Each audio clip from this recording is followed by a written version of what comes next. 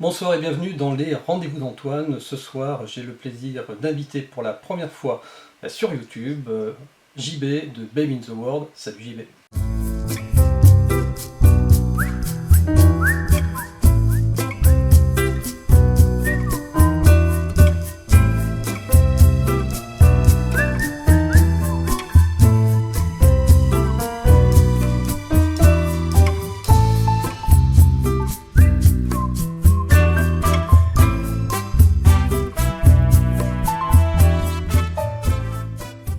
Salut Antoine.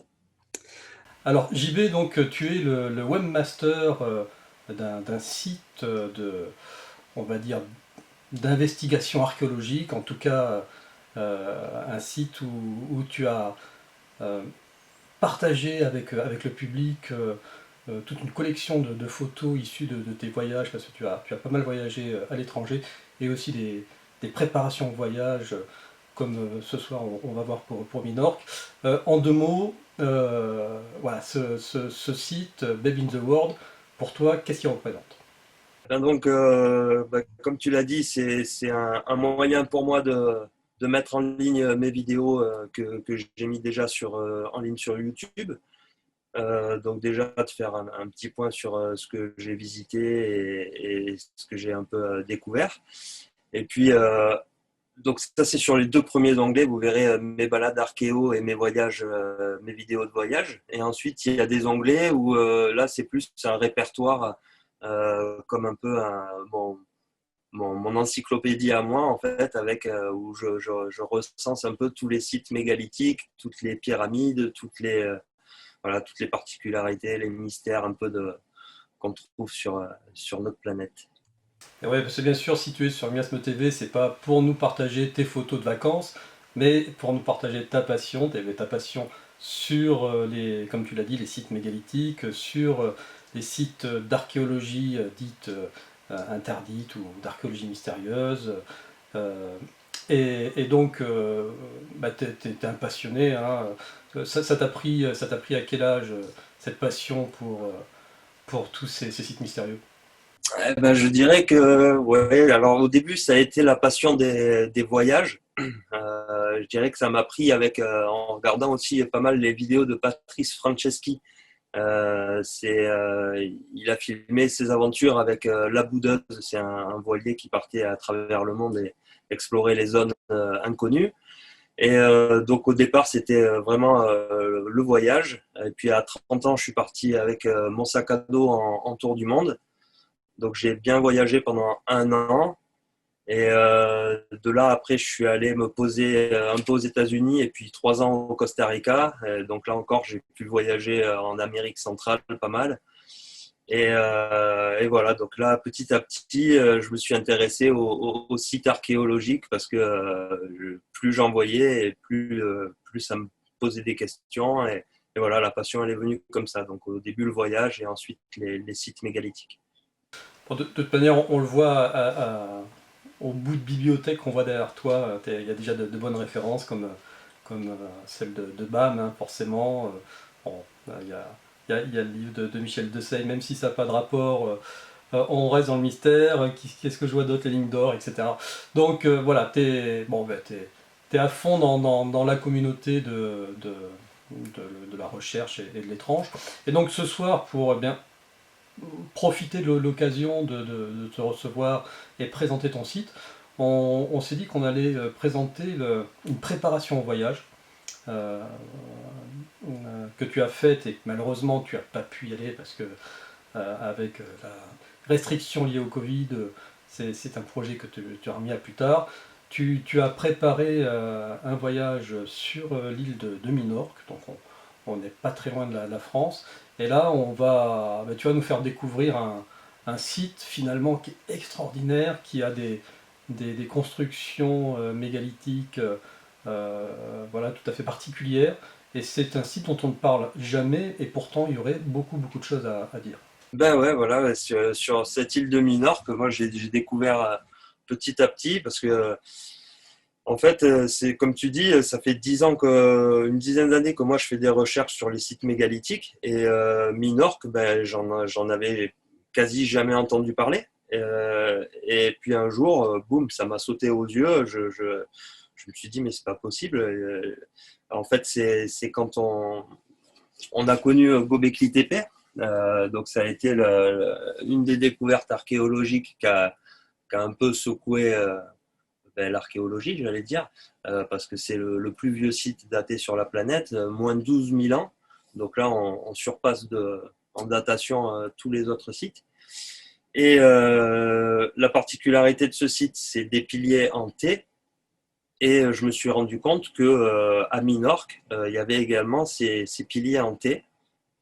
Et je ne pense pas qu'ailleurs sur la planète, on en trouve d'autres identiques.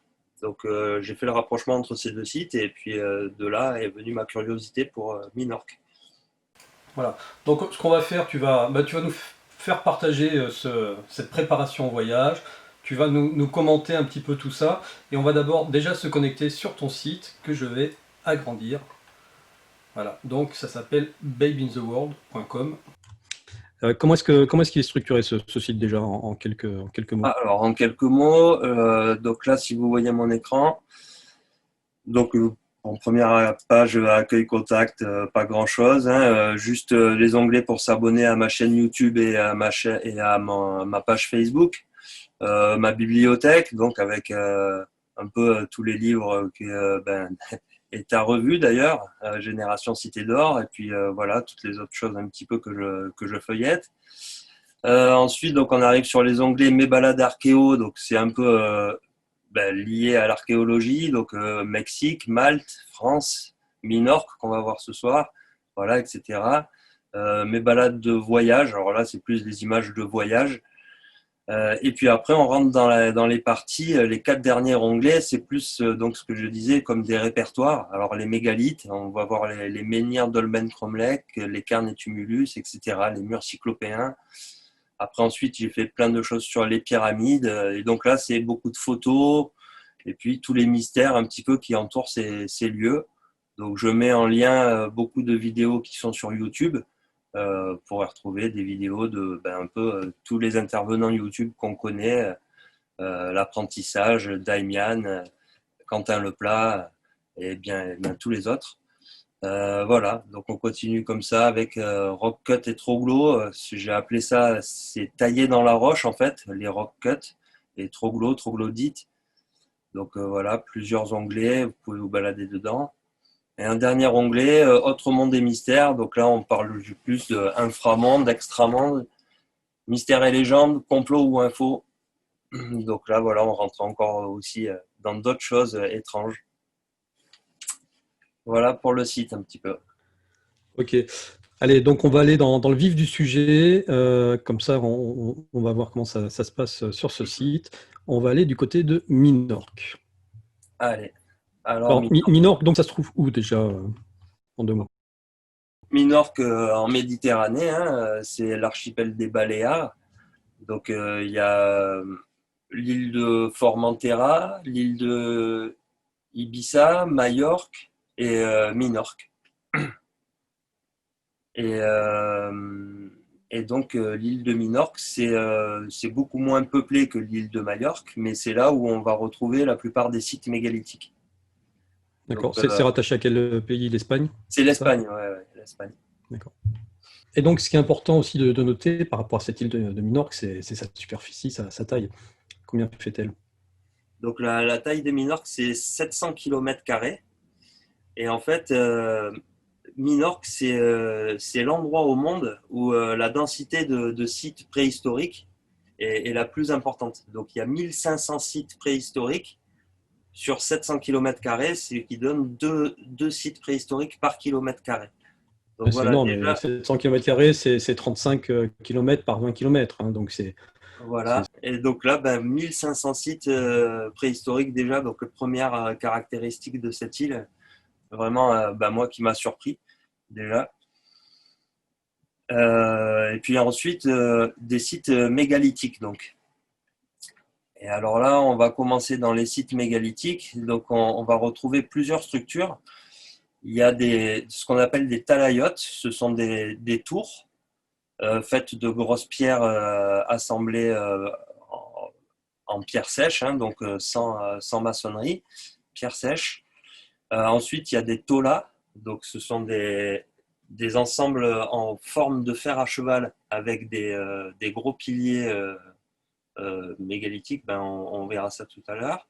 Ensuite, on va voir aussi des hypogées, des grottes, et puis des navettas aussi, ce qu'on appelle. Donc, c'est des formes de bateaux renversés, pareil, en assemblage de pierres sèches, de grosses pierres sèches. Voilà, donc on va commencer à voir tout ça. Et on va commencer par les tolas, donc ce qu'on appelle les tolas. Donc là, sur la page, vous pouvez voir, j'en ai recensé quelques-uns. Donc quelquefois, il n'y a que des images, hein, que quelques photos, mais j'attends d'aller sur place pour pour compléter tout ça. Donc là, c'est juste une préparation, comme on disait, au futur voyage. Alors, qu'est-ce que je peux vous montrer comme photo là, un site intéressant, le Talayot de Sakonava. On commence par les talayotes, pas par les tolas, c'est ça. Ouais, on va commencer déjà pour voir un petit aperçu des grosses pierres, de ce que j'appelle des grosses pierres. Euh, donc là, sur cette première image, on voit un peu les blocs, mais on ne se rend pas vraiment compte de la taille. Et là, en fait, si on peut passer... donc j'ai pris ça sur une chaîne YouTube qui s'appelle Aldark Archaeologia. Si on peut passer un petit extrait vidéo, on va se rendre compte de ce que c'est. Ouais, mais vas-y, tu peux la lancer. Allez. Et voilà, donc là, il s'est rapproché du Talayot, donc de cette tour. Alors direct, hein, ça m'a fait penser moi au Nuraghe de Sardaigne. C'est pareil, c'est de très grosses pierres comme ça qui forment des tours.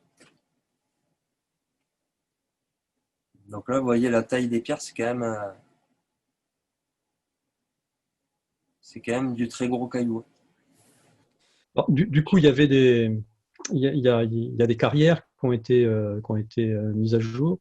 Comment ça se passait? Ils tiraient d'où ces pierres? Ben les carrières, à mon avis, si il y a des carrières, il y a des carrières même modernes et tout ça. J'ai vu quelques vidéos et quelques sites, mais mais en fait l'île entière est une carrière parce que vu le nombre de monuments mégalithiques qu'il y a sur l'île, ils ont creusé partout et je ne sais même pas d'ailleurs d'où ils ont sorti toutes ces pierres, mais ils ont creusé. Là, on voit en volume la taille des blocs, c'est impressionnant. Alors, les talayotes, du coup, servaient à quoi? C'était des constructions, des habitations, c'était des temples, c'était quoi exactement? Ben, on peut que supposer, à mon avis, c'était des abris ou des lieux de culte. En tant qu'habitation, je trouve ça fait un peu étroit. On voit là à l'intérieur du talayot, les pierres prennent énormément de place, mais autour, il n'y a pas beaucoup de place. Donc, bon, pour vivre là, je sais pas. Il y avait certainement donc un étage là qui s'est effondré. Donc, tout ça, ça reste un mystère en fait, hein, je pense. Il n'y a pas vraiment de réponse. Il y a pas eu d'études précises là-dessus par les archéologues patentés? Qu'est-ce qu'ils en disent?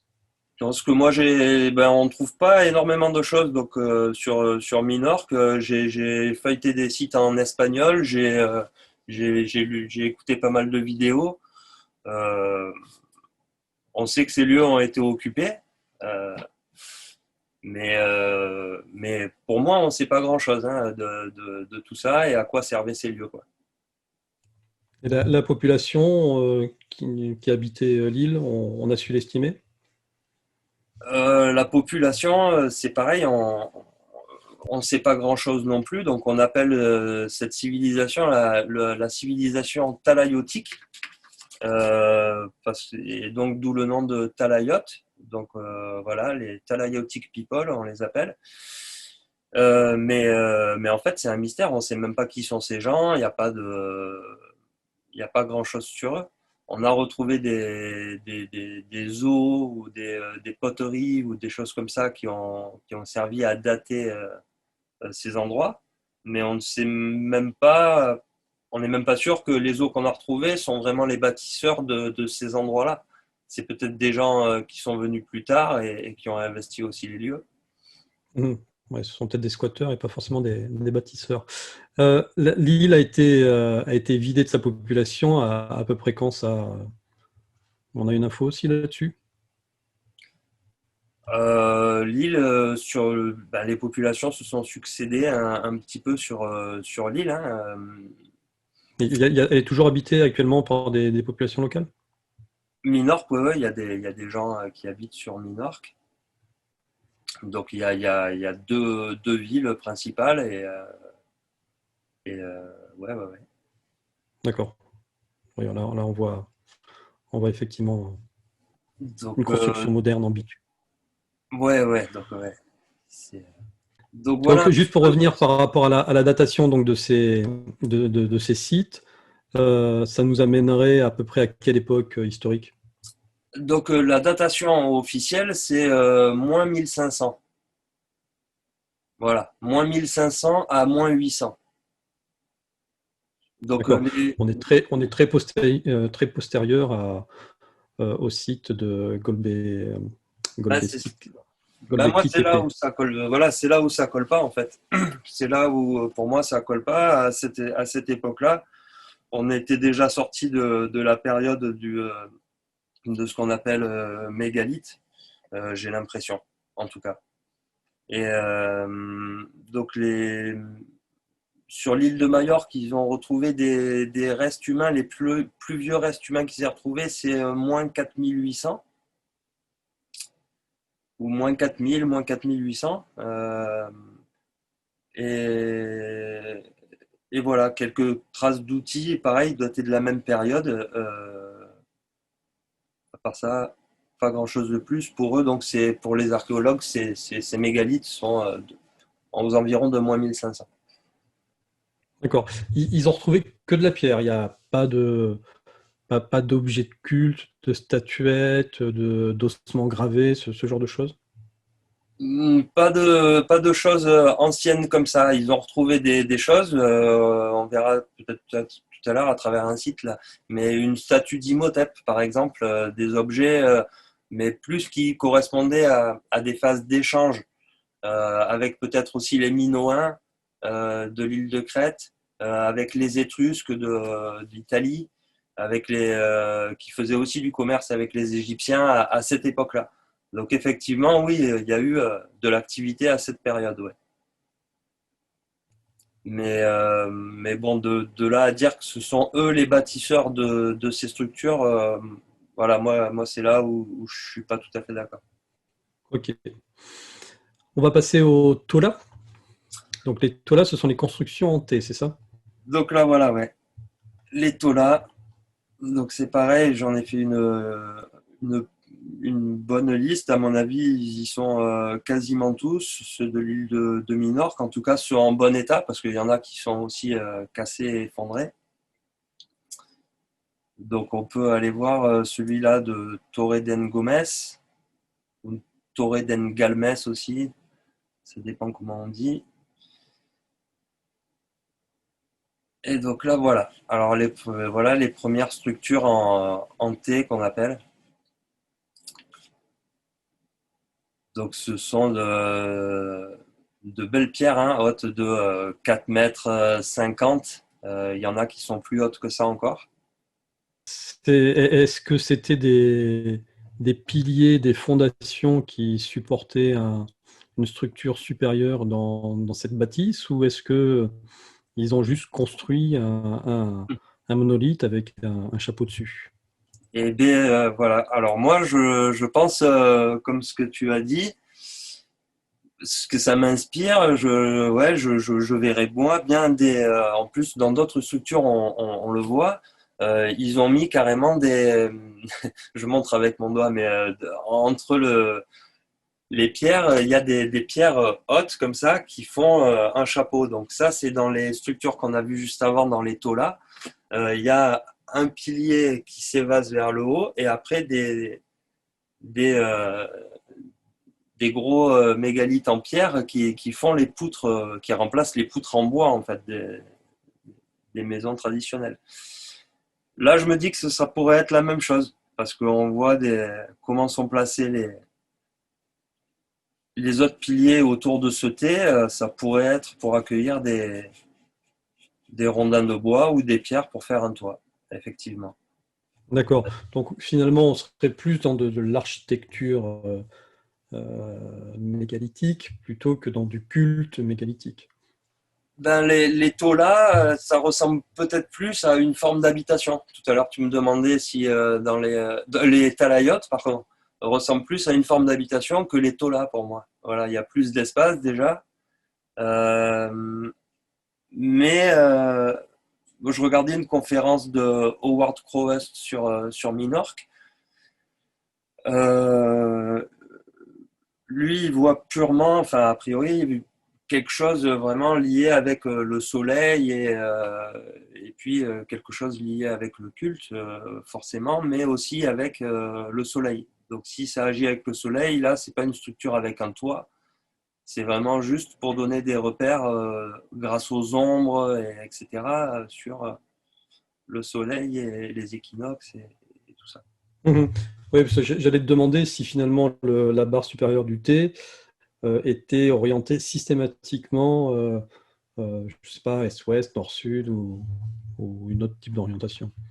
Eh ouais, alors ça, je sais pas. Il va falloir que tu ailles sur site pour savoir. C'est ça. Il y a plein de choses à voir sur place, quoi.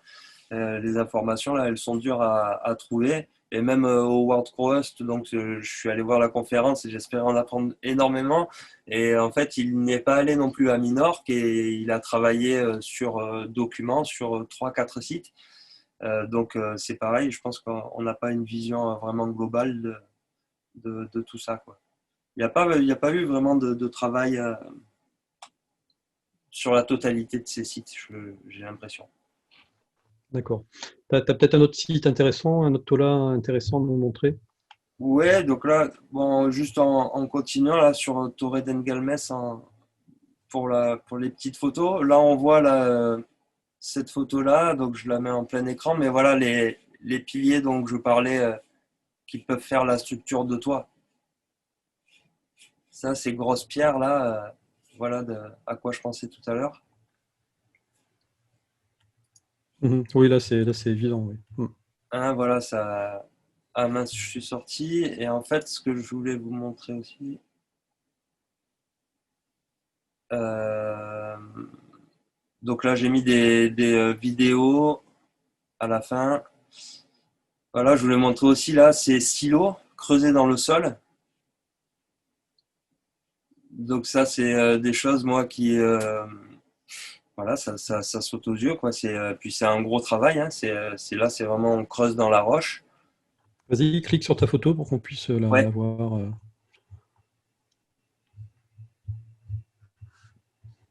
Et donc des silos comme ça, là, moi j'en ai vu en France, à la forteresse du Buhoux par exemple, dans le sud de la France. Ouais, c'est quand même un gros travail sur la roche. Tu sais s'ils sont profonds, non?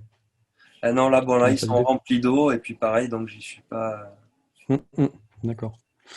pas trop. Il me semble qu'il y avait le Talati de Dalt aussi qui était sympa. Ouais, ouais. Talati de Dalt et Trépuco. Donc là, juste pour finir ici, donc c'est ici, sur ce site à Torre d'Engomès, qu'on a trouvé la statuette d'Imhotep, que je te parlais tout à l'heure. D'accord. La connexion égyptienne. Voilà, la connexion égyptienne, donc avec la vidéo de Mégalittomania, euh, chaîne internet aussi très sympa. Donc, ouais, le Talati de Dalt, autre site d'importance. Donc là, on voit quelques photos. Donc l'été, là, il est encore plus imposant que celui d'avant. Hein. La table qui repose au-dessus, celle-là, là, elle est vraiment balèze. Hein. Et c'est une zone sismique ou pas plus que ça? Parce que c'est étonnant que ça bouge pas du tout comme ça depuis des milliers d'années. Une zone sismique, je dirais pas forcément, pas à ce que je sache en tout cas.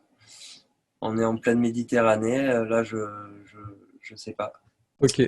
Donc Alors, Talati de Dalt, pour revenir à ça, donc voilà, là encore on voit une salle hypostyle qu'ils appellent, donc avec un pilier central et des poutres donc, mais des poutres en grosse pierre. Là, beaucoup de cavités, donc ben, c'est pareil, ce sont des souterrains aménagés, mais on voit que même en sous-sol, c'est aménagé avec des grosses pierres.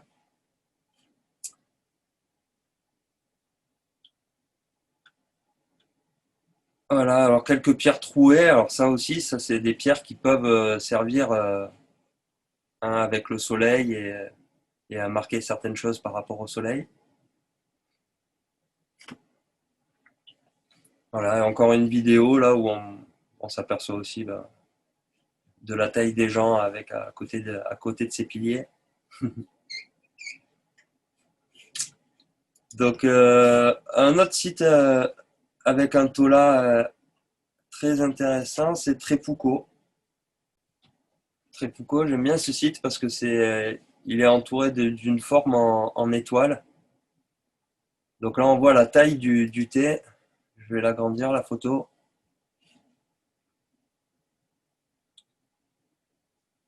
Donc voilà, hein, là, c'est quand même, c'est impressionnant.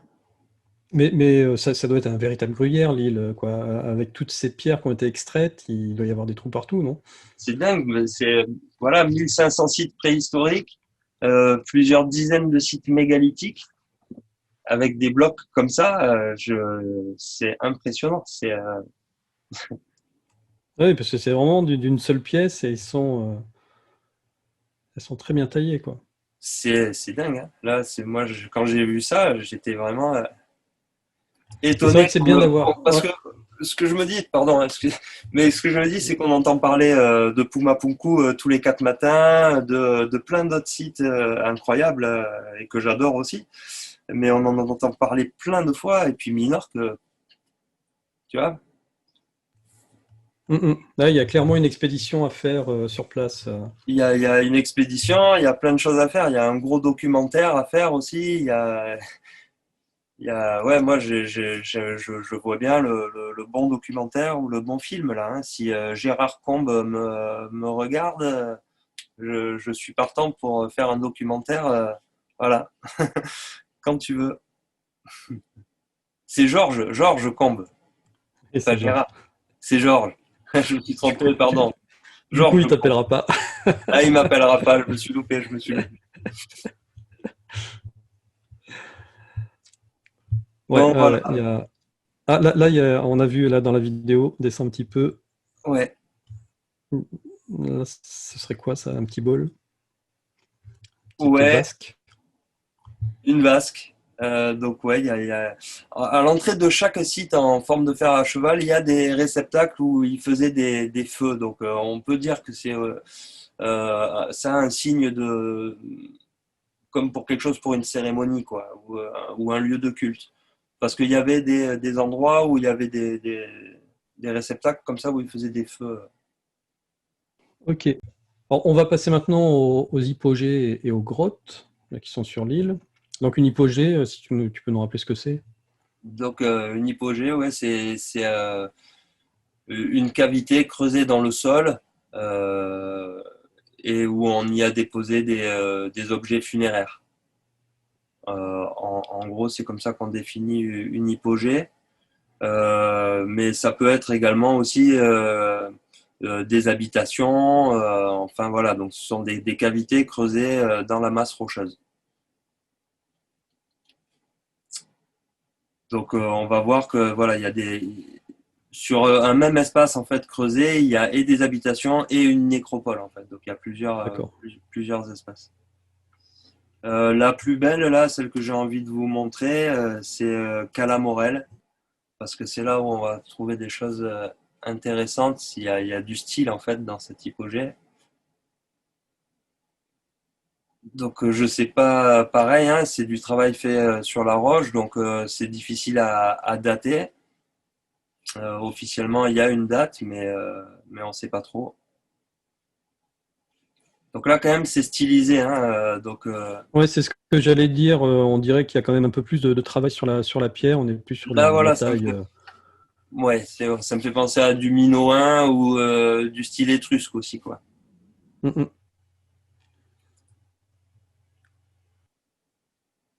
Donc là, carrément, colonnade autour d'une porte, des bassins,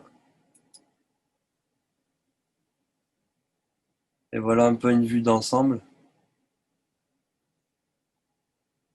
Donc ça me fait penser aussi en France, on a quelque chose qui ressemble un petit peu, c'est le cirque de Calès, toujours dans le sud de la France, euh, très ressemblant à ça.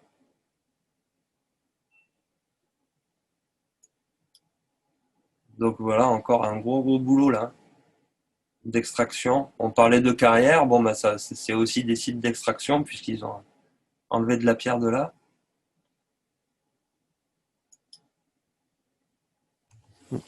Par Et contre, on voilà. s'aperçoit avec les photos que c'est pas très forestier hein, comme zone. C'est peut-être pour ça aussi que on n'avait pas forcément des poutres en bois, mais des poutres Plutôt des poutres en en pierre.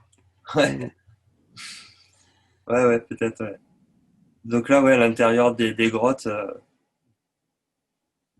Donc là, on n'est plus sur une hypogée où on pose simplement du matériel funéraire, hein. Là, c'est carrément des habitations. Ouais. Donc voilà un petit peu pour ce qu'on peut trouver comme travail sur la roche encore D'accord. à Minorque. Euh, on va passer maintenant aux navetas. Donc les navetas, vous m'avez dit, c'est des constructions en forme qui ressemblent à des navires dont la coque a été inversée. C'est ça? C'est ça, une coque de bateau renversée. Donc il y a quelques exemplaires sur l'île de Minorque. Et on n'en trouve nulle part ailleurs, a priori, sur la planète. Donc voilà à quoi ça ressemble. Et donc là aussi, les pierres à la base c'est du très gros caillou. Alors, désolé pour là, l'image est pas nette. Voilà, là on voit un plan un petit peu de coupe. Donc là, les entrées sont toutes petites. Les entrées font 50 cm par 60 cm. Et on passe dans un couloir avec de nouveau une petite entrée. Et après, donc un espace central. Et il y a un étage à donc Alors, là, il y a une c'était quoi cheminée. l'objectif des petites entrées comme ça? C'était de conserver la fraîcheur à l'intérieur des monuments ou... Eh ben, on sait pas trop, hein. On a ou parce qu'ils retrouvé. étaient tout simplement pas très grands et... Ben, alors sur ce site, il y a une légende en fait. La légende dit que ce seraient deux géants qui auraient eu un défi de lancer par une jeune et belle humaine. Et donc un géant aurait dû construire la navetta et un autre géant devait creuser un puits. Et à la fin, les deux se sont plus ou moins disputés. Et il y en a un qui a jeté un caillou sur l'autre dans le puits. Et donc personne n'a eu la jeune humaine en récompense. Mais donc cette œuvre serait l'œuvre d'un géant, euh, selon la légende. On en reparlera plus tard aussi des géants, peut-être. D'accord. Ceci dit, la forme oblongue, là, ça fait penser aussi au cœur de nef d'une église. Aussi, aussi. Pourquoi pas, ouais, ouais. Chacun, c'est vrai que on peut y voir. Ouais, ouais. J'y avais pas pensé. Mais donc là, voilà, on voit l'entrée. Ah, elle est grillagée, donc du coup, Donc on voit la taille des blocs là est immense. Et là, la petite entrée fait 50 cm par 60, je crois, 40 par 60. Et ouais, c'est très très très petit comme porte. Ouais, ça interpelle quand même, hein. C'est vraiment, ouais, moi, ça me surprend, moi aussi. Ça tient pas la route. Donc, si c'était vraiment peut-être pour exposer ouais, comme un tombeau, ouais, mais ouais, c'est un beau boulot pour un tombeau, quoi. Aussi, encore une fois, ouais, peut-être. Oui, parce que c'est pareil, il y a pas eu de, on va dire, de tombe particulière avec des squelettes trouvés sur place ou des tombes avec je sais pas moi, des ornementations spéciales, avec des bijoux. Ben, en Bon, fait, j'ai l'impression qu'il n'y a, il y a rien eu de tout ça, ou alors ça a été pillé peut-être. même si on avait retrouvé des os ou des bijoux, ça veut pas dire que ce soit les bâtisseurs, pour moi. Oh oui, ça c'est évident. Donc du coup, ça nous apprend pas vraiment grand-chose. Peut-être ça peut nous apprendre des choses sur la réutilisation du site, le réemploi, euh, mais peut-être pas sur la fonctionnalité ou même sur les bâtisseurs, quoi. Je sais pas. Mais moi, ça me... Hmm. Donc sur ce site, autre petite particularité, en plus des grosses pierres, c'est des cartes Rust. Donc certains savent de quoi je parle. Les Alors cartes pour ceux Rust, qui ne savent pas, un 4 voilà, qu'est-ce que c'est? ce sont des sillons laissés dans la roche par on ne sait quoi. Voilà. Donc moi j'en ai vu plein sur l'île de Malte. C'est un des endroits au monde où il y en a le plus. Mais c'est un gros mystère, hein. Tout le monde se casse les dents un peu dessus quand ils veulent expliquer à quoi ça sert, par qui ça a été fait, par quoi. Ouais, voilà, c'est Joss qui m'en avait parlé, lui qui a fait pas mal d'études sur l'île de Malte. Et effectivement, il y en a là-bas, mais il n'avait pas non plus d'explication. Mm, mm. Non, ouais. Non, non, On pourrait penser à l'irrigation, mais il y a beaucoup de gens qui font des petits dessins. Encore une fois, c'est pareil, hein. Là, moi, j'ai un livre de l'île de Malte sur les cartes Rust. Voilà, je suis allé visiter des sites là-bas. C'est ça tient pas la route. Toutes les explications sont, c'est pas cohérent, quoi. Quand on observe ces traces, la profondeur des traces, comment elles se regroupent parce que entre elles. vu de haut, t'as des photos là, vu de haut sur ton bouquin? Ah ouais, ben là, vue de haut, je sais pas ce que Ça, ça va donner si j'approche ça de la caméra, mais non, il n'y a pas beaucoup de ouais, lumière. non, si, on voit, mais ça ressemble pas à des lignes de Nazca, ni. Ah non, non, là, ça ressemble vraiment à des lignes de chemin de fer, en fait, comme si on était sur un échangeur de lignes de chemin de fer, avec beaucoup de traces qui se coupent les unes les autres. Et c'est vraiment des traces parallèles, donc comme si des wagons avaient fait ces marques, mais dans la roche, on ne sait pas par quoi ces marques ont été faites. Il y en a qui sont très régulières et très même carrées, rectilignes, enfin, rectangulaires comme ça, tac. Et il y en a qui sont un peu plus érodées, donc ça dépend de la roche dans laquelle elles ont été taillées. Mais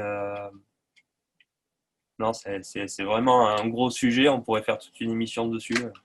Donc déjà pas mal finalement pas mal de types de constructions différentes sur Voilà. ce bout d'île, hein, 700 km², donc Mhm. 35 par 20, hein, je le rappelle.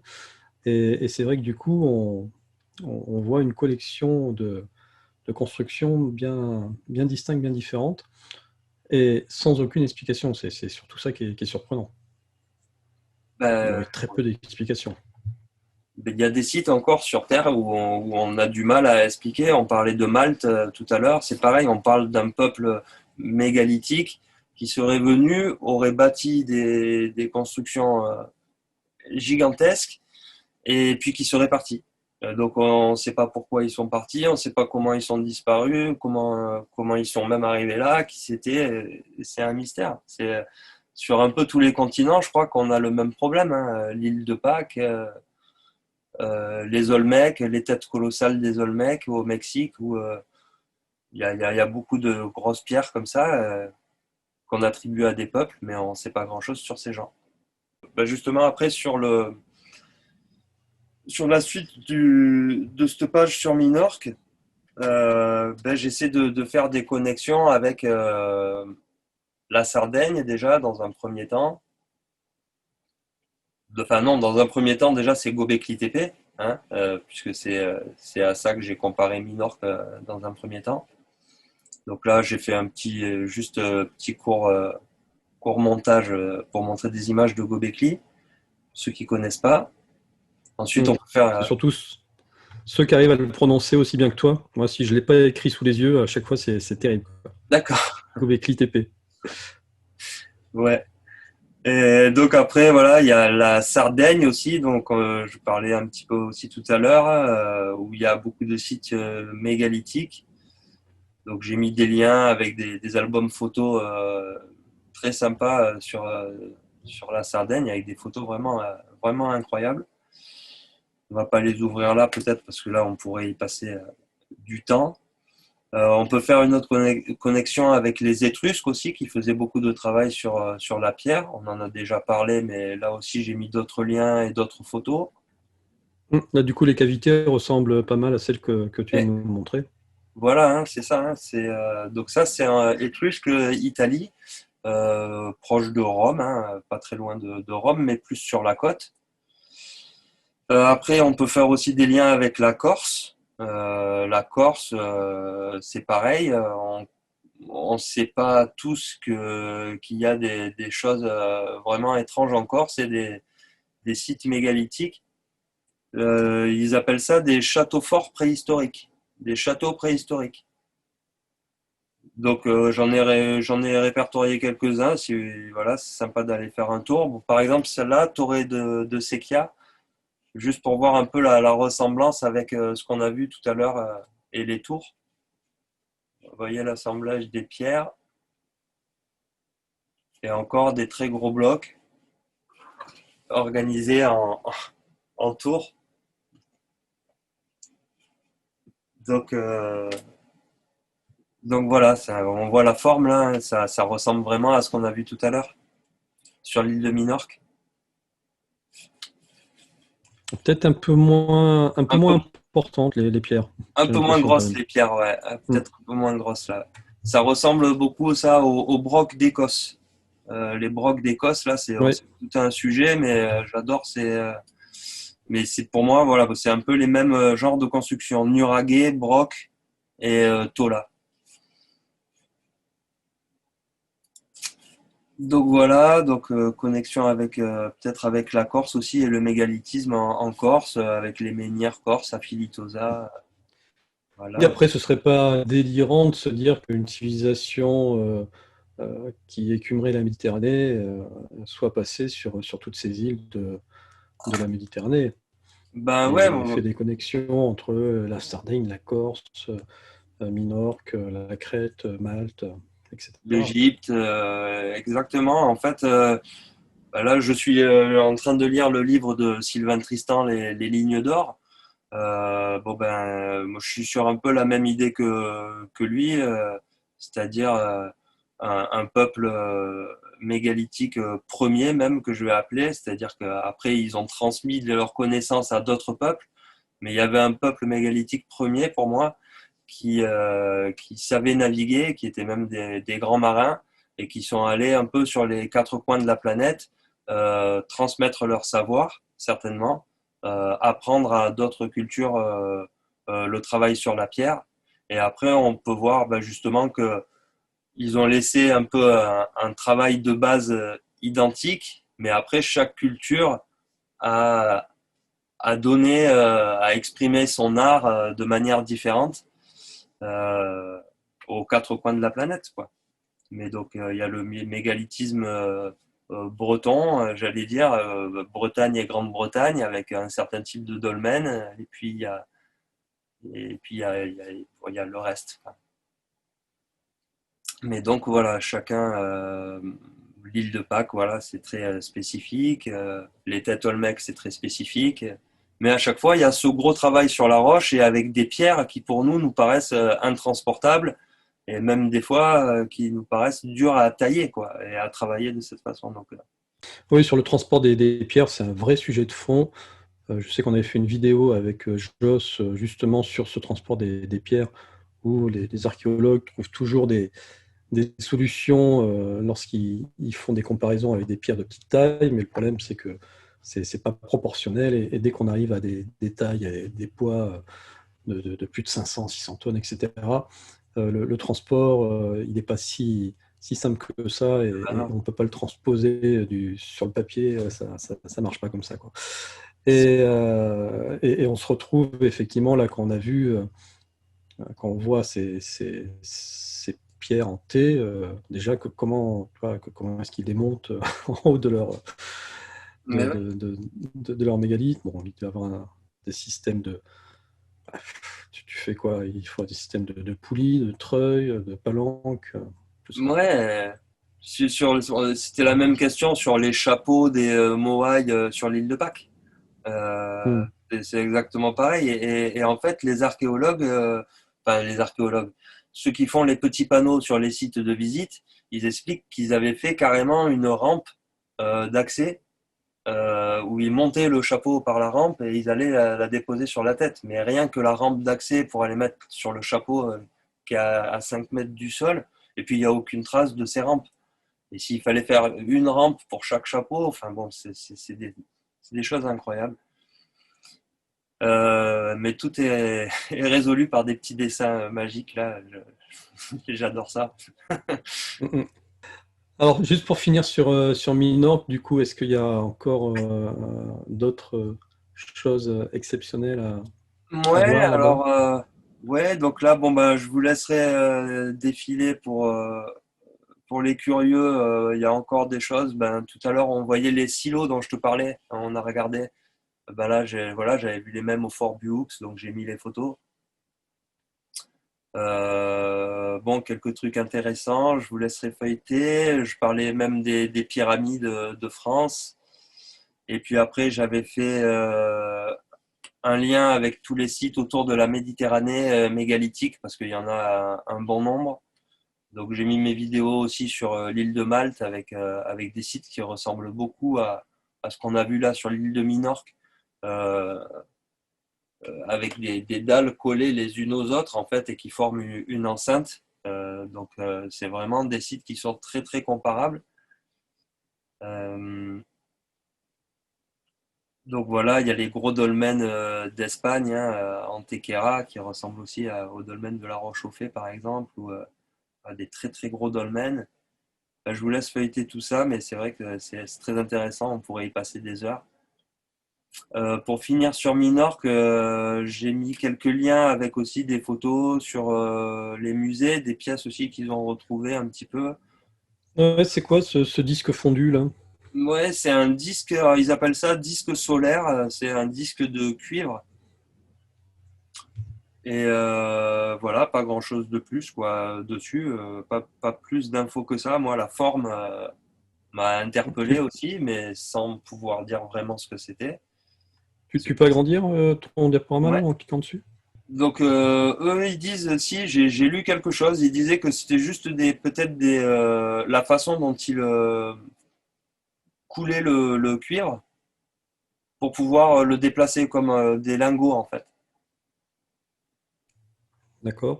Donc ça, c'est les objets qu'on voit dans le musée de Majorque, De où il y a un musée à Minorque. Minorque.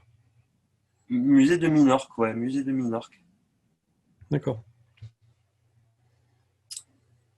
Donc voilà, là j'avais mis aussi une carte parce que je trouvais ça aussi intéressant. La plupart des sites de Minorque sont sur cette bande blanche qu'on voit là, tous ou presque sont situés au sud de l'île et au sud de cette ligne en diagonale qui coupe l'île en deux.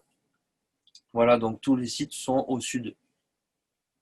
Donc certainement dû à des caractéristiques géologiques, mais pareil, je suis pas vraiment géologue, donc pour moi, bon, j'ai pas vraiment la conclusion de cette implantation. Pourquoi cette Ouais, implantation? sauf que du coup, on n'est même plus sur des mégalithes sur 700 km². Et si on enlève la bande et si on prend que, Ouais, on est encore sur une superficie beaucoup plus petite. exact. En tout cas, ouais, les plus de 40 sites mégalithiques là sont au sud de cette barre. Après, des sites préhistoriques, je sais pas, mais les sites mégalithiques, ils sont au sud. Ouais. Voilà, les autres curiosités. Là, c'était les Cartrusts qu'on a vu tout à l'heure. Là, c'est la photo de l'intérieur d'une structure de pierre aussi, on en trouve plusieurs sur l'île. Euh, j'ai hâte d'aller voir ça aussi et de me rendre compte parce que j'ai l'impression qu'il y en a partout et ça a l'air vraiment énorme, juste en quelques images. C'est ce genre de structure là, voilà. C'est des pyramides circulaires. Mais alors, ce qui est impressionnant, c'est l'intérieur, voilà, qu'on a vu tout à l'heure en photo. Euh, Hop, j'avance un peu, mais voilà l'intérieur. Ah, je trouve ça super bien fait et Il n'y a pas de ciment, il y a rien. tout ça Elles en tiennent pierre toutes les sèche. unes contre les autres, c'est ça? Tout ça en pierre sèche. Et moi, j'en ai noté juste en faisant des zooms sur Google Earth et en me baladant sur la carte. J'en ai noté environ 150 hein, déjà. Et c'est vraiment que en me déplaçant sur Google Earth, quoi. Donc des trucs comme ça, il y en a partout, partout, partout, quoi. Je trouve ça vraiment super joli. Et c'est encore debout. Parce que les guerres sont passées par là aussi, hein. Il y a eu des bombardements, des guerres, des conflits sur cette île. Ouais. Donc après, il y a une autre petite chose sympa, je vous le montre. C'est sur une vidéo. Hop, j'avance, c'est à 6 minutes 30. J'avais déjà vu ça. On va remettre le son parce que c'est une particularité sonore. Que tenía un secreto que os vamos a mostrar. Cualquiera diría que estoy pegando un trozo de metal.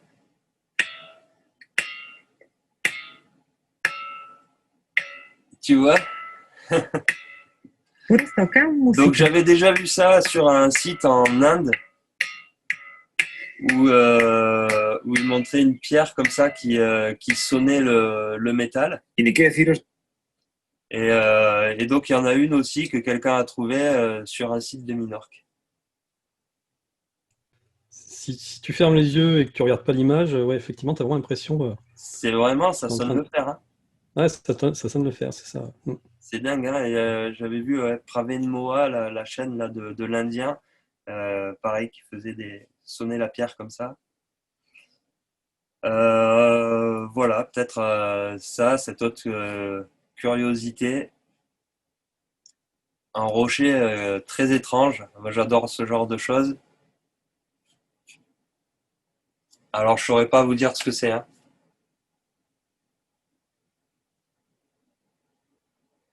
Mais moi, ça me fait penser à juste les bandes horizontales comme ça. Ça me fait penser à des choses que j'ai vues chez les Étrusques aussi. Ils avaient cette façon de décorer leur maison circulaire avec des lignes comme ça horizontales. Bah, vu comme ça, j'aurais dit des escaliers, Ouais. mais pourquoi?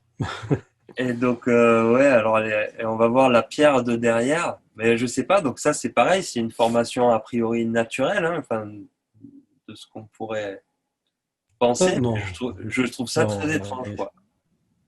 il y a rien de naturel, c'est sûr. Ah, voilà. Hein. Oh, parce que des fois on se dit, bon, on est tordu, on voit quand même des choses. Mais là, moi, je suis très surpris devant ce rocher.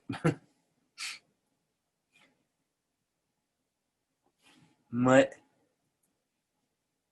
Donc voilà, un petit peu une autre curiosité. Hein. Après, j'ai mis des liens de Menorque Subterranea, pardon, des vidéos super intéressantes.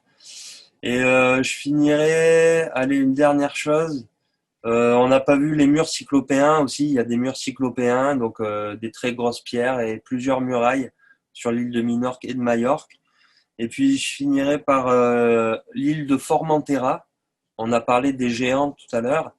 Et dans une tombe sur l'île de Formentera, ils ont trouvé des restes d'ossements de personnes qui dépassaient les 2 mètres. Et donc, vu l'époque à laquelle ça remonte et tout ça, c'était des personnes de très grande taille par rapport à leur époque. Et les chercheurs disent qu'ils pouvaient souffrir de gigantisme. Donc, voilà, ils disent quand même le mot géant. euh, voilà. Et donc ça, c'est sur l'île de Formentera, des individus de plus de 2 mètres. Et pour conclure un petit peu sur les choses étranges, je voulais rappeler qu'à Montpellier, on avait trouvé aussi des os de géants. Et alors là, on est au-dessus des 2 mètres largement, puisque dans un tumulus à Castelnau-le-Lez, on a retrouvé en 1890 des os du fémur, je crois, et qui ont été identifiés comme étant appartenant à un individu mesurant 3,50 m. Donc 3,50 m, là, on n'est plus sur du petit géant. Et après, quelques années plus tard, ils ont retrouvé 3 crânes à quelques kilomètres de là. Donc les diamètres des crânes, c'est 71 cm, 79 cm et 81 cm. Et ils auraient appartenu à des individus mesurant entre 3 mètres et 4,60 m. Donc là, le crâne de 81 cm à une personne de 4,60 m, je ne sais pas si ça vous parle, mais Oui, oui, oui, bon, ça nous parle. Non, ça nous parle pas, mais on voit, en tout cas, on voit ce que ça donne. Et bon, après, voilà, c'est la théorie que ces constructions cyclopéennes avaient été réalisées par des géants et voilà, quand à la l'époque. légende devient réalité, ouais, j'allais dire, ouais, c'est ça. Hein, Mhm. on nous parle souvent de légendes de géants. Aux 4 coins de la planète, on parle de géants, des tombes de géants, plein de choses. Et ben voilà, là, on a peut-être des os en fait et des crânes. C'est des choses, des preuves archéologiques et qui ont été confisquées, hein, parce qu'elles ne sont pas exposées nulle part, ces œuvres. Elles ont été remontées à Paris et elles ne sont pas exposées dans les musées. Rien du tout, on les cache et on cache ces informations. Mhm. Non, non, bon, ça, c'est un point commun avec toutes les découvertes, effectivement, concrètes de preuves on va dire, de races de géants. Toutes les preuves sont confisquées, sont planquées, sont détruites, tout simplement. Il y a, il y a vraiment une volonté systématique de faire table rase sur ce sujet.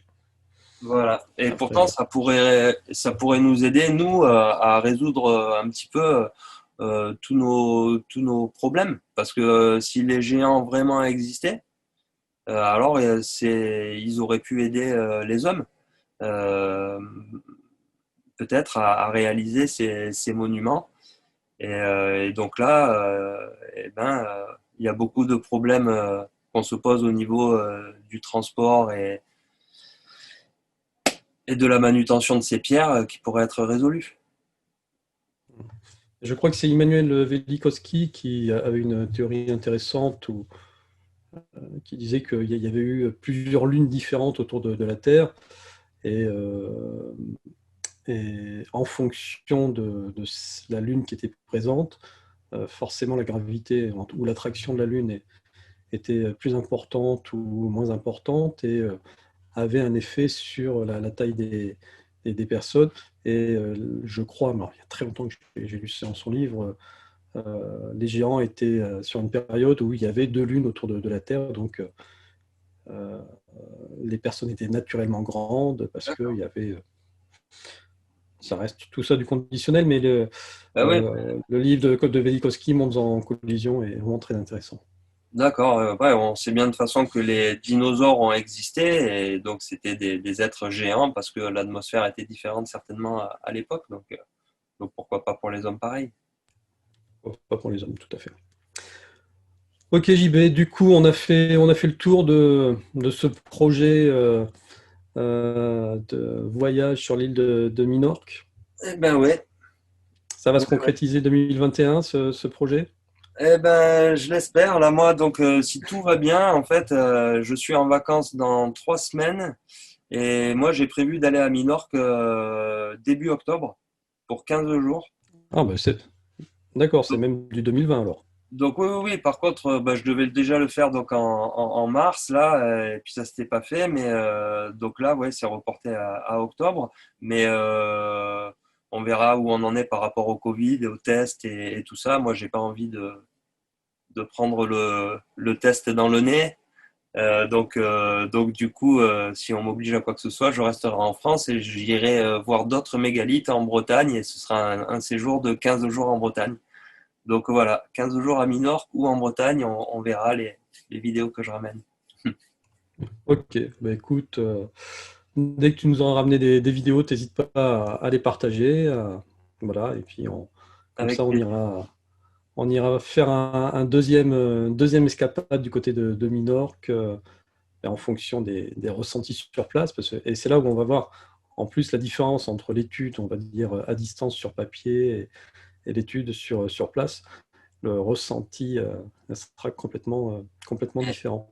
Et oui, Et peut-être que tu auras des intuitions géniales. C'est comme ça que certaines intuitions arrivent d'ailleurs. Carrément. Je suis d'accord. Ok. En tout cas, voilà, pour cette première apparition, bon, mais c'était sympa de partager avec nous ton site. Donc, je rappelle www.babeintheworld.com et vous retrouverez donc sous la description de la vidéo tous les liens vers le site et vers la chaîne YouTube de JB. Et puis, ben voilà, tu repasses quand tu veux nous narrer tes autres expéditions à travers le monde. Il y aura sûrement de belles découvertes à faire. Eh ben, merci beaucoup. Merci de m'avoir reçu sur ta chaîne. Et puis, bonne continuation à toi aussi avec ton magazine. Et puis, je te dis à très bientôt. Ouais, merci JB. Allez, tiens, mais vu que tu en parles, j'en profite. Le numéro 5, il vient de sortir avec un dossier de 2 articles sur Jimmy Guillot, dossier spécial. Voilà, très sympa. Et au niveau de l'archéologie interdite, on fera un tour du côté de la pyramide de Gizeh avec Charlie Sanson dans ce numéro. Et aussi un tour avec Joss sur les dieux civilisateurs de Mésoamérique. Vous verrez, c'est un article passionnant. Voilà. JB, à très bientôt sur Miasme TV et puis bonne continuation sur Babe in the World. Merci. Ciao.